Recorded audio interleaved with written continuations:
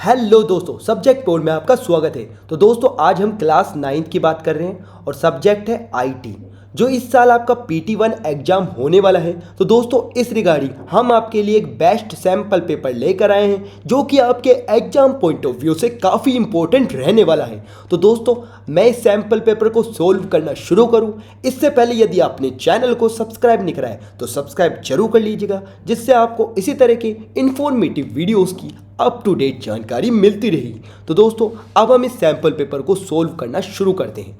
देखो सबसे पहला इसका जो क्वेश्चन है दोस्तों इसमें पेपर में क्वेश्चन है यू कैन यूज़ और यहाँ पर आपको दे रखा है हैंड फॉर टच टाइपिंग। तो इसमें आपको दे रखा है 1, ठीक है, फिर उसके बाद दे रखा है 2, both 1 and 2 none of these, ठीक है। तो इसमें आंसर नंबर आपका 2 आ जाएगा, ठीक है 2, ठीक है, फॉर टचिंग टाइप में 2 होता है, ठीक है। फिर उसके बाद नेक्स्ट क्वेश्चन है दोस्तों आपके में ये दे रखा है डैश की deletes the text to the left of the blinking cursor, ठीक है, delete back space insert and enter, ठीक है। तो इसमें आएगा बैक स्पेस, ओके। फिर नेक्स्ट है आपका the keyboard keys F and J are called dash for both left and right hand, guide key, side key, home key and सब की। तो इसमें आ जाएगा आपका होम कीज, ओके दोस्तों। अब देखते हैं next, mouse button is use for selecting and moving an object while working in an application, scroll side left right, ठीक है। तो इसमें आपका आंसर आएगा लेफ्ट, ओके। अब देखते हैं next, the most extensively used input device in a computer is dash. तो scanner, printer, joystick and keyboard. तो इसका आंसर है दोस्तों कीबोर्ड आपका, ओके। फिर नेक्स्ट है while touch typing make use of dash fingers 10, 5, 4 और ये दे रखा है 2। तो इसमें आपका आएगा 10, ओके। अब देखते हैं next, one can easily move an item from one location to another by using dash action, double click, drag and drop, right click. तो इसका आंसर आएगा दोस्तों आपका ड्रैग एंड ड्रॉप, ओके। अब देखते हैं नेक्स्ट, ये हमने कर ही लिया। अब देखते हैं नेक्स्ट, अच्छा नेक्स्ट क्वेश्चन है what is the use of the space bar की। तो स्पेस बार की का यूज क्या होता है, यहाँ पर मैं आंसर लिख देता हूँ। स्पेस बार जो यूज होता है ना, तो यहाँ पे लिख देना इट इज़, ठीक है, थोड़ा ये मैं इंक बदल लेता हूँ, इट इज़ यूज्ड, ठीक है, it is used to create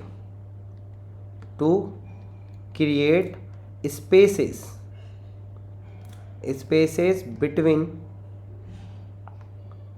words और कैरेक्टर्स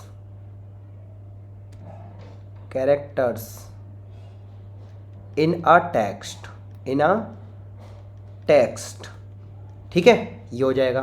फिर उसके बाद आपसे पूछा what is the full form of IT. तो आईटी की फुल फॉर्म तो आपको पता ही होगा, इंफॉर्मेशन टेक्नोलॉजी,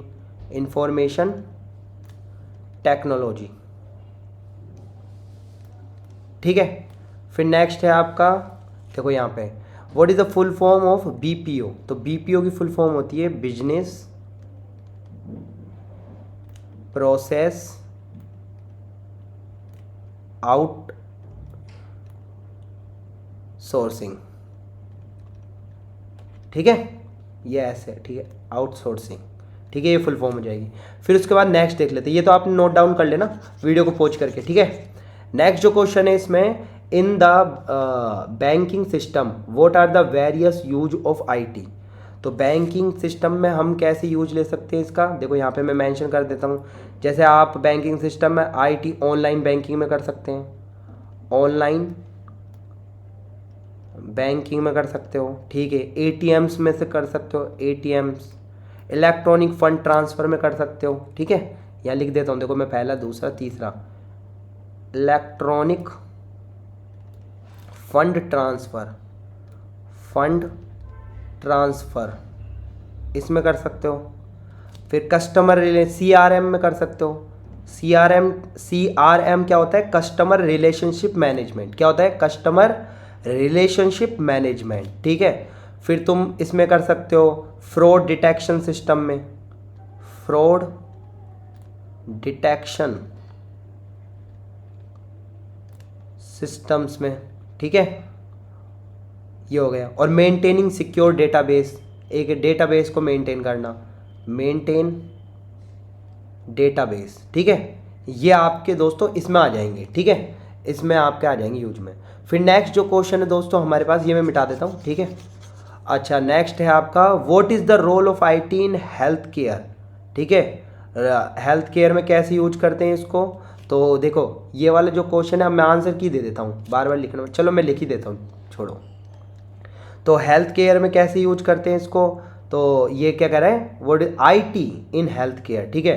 तो इसमें हम यहाँ पर लिख सकते हैं, तो जैसे है आपका IT enhance the efficiency of public services, ठीक है, यहाँ लिख दूंगा आईटी एनहेंस, ठीक है। ये बोल रहे हैं मतलब रोल आईटी का, ठीक है, enhance the efficiency of public services, ठीक है। और इसमें और लिख सकते हैं ई गवर्नेंस, ई गवर्नेंस को इनेबल करना, e governance, e governance N A, ठीक है, और एन सी ई एस, ठीक है, इनेबल्स, ठीक है, ई गवर्नेंस इनेबल्स, ठीक है। एक और पॉइंट लिख सकते हो आप, यहाँ पे लिख सकते हो, यहाँ पे हेल्थ इंफॉर्मेशन सिस्टम, ठीक है, टेली मेडिसिन भी लिख सकते हो, टेली मेडिसिन, और यहाँ पे लिख सकते हो हेल्थ, ठीक है, इंफॉर्मेशन सिस्टम्स, ठीक है, ये लिख सकते हो। और भी लिख सकते हो आप, ठीक है, इलेक्ट्रॉनिकल मेडिकल रिकॉर्ड, ये भी लिख सकते हो, ठीक है। इस तरह से पॉइंट आप लिख सकते हो। अब देखते हैं नेक्स्ट क्वेश्चन दोस्तों।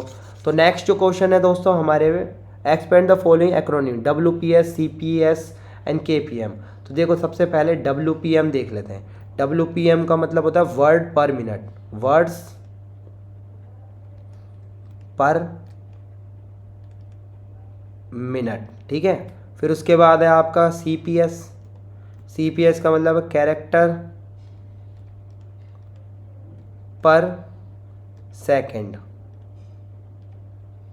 फिर उसके बाद है KPM, इसमें KPM लिख सकते हैं आप की स्ट्रोक्स, की स्ट्रोक्स पर मिनट, ठीक है। ये आ जाएगा आपका इनकी फुल फॉर्म में, ठीक है।